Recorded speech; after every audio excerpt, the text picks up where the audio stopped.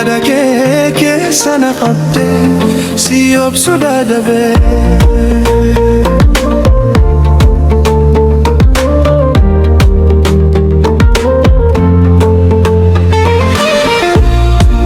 Keessa si yaada, halkan keessa si abjua, onneen koo siif dhaabata, si malee hin bohaara.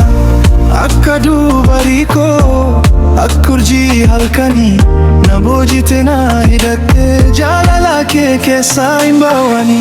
Maal godhame ani, si dagachuu hin danda'u, akka qilleensa naaf taate, si malee hin jiraatu. Si obsuu dadhabee, si obsuu dadhabee, onneen koo si barbaade. Si obsuu dadhabee, si obsuu dadhabee, jaalala kee keessaa badee.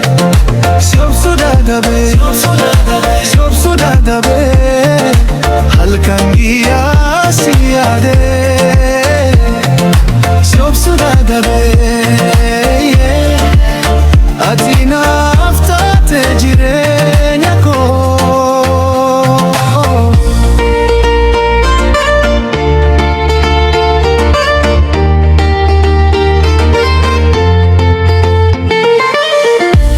Ija kee keessa ifa, dubbiin kee na dammaqsa, harka kee yoo na tuqe addunyaa koo jijjiirsa.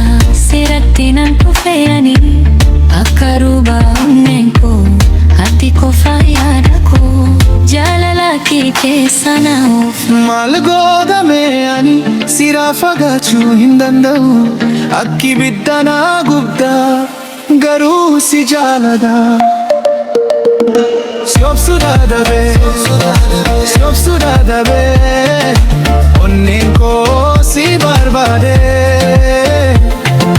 Si obsuu dadhabee, si obsuu dadhabee, jaalala kee keessaa badee.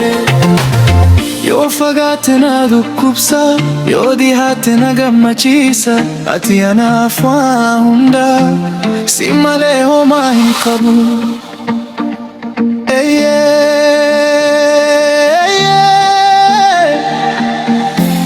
Si obsuu dadhabee, onneen koo si barbaade. Si obsuu dadhabee, si obsuu dadhabee, jaalala kee keessa jiraagee.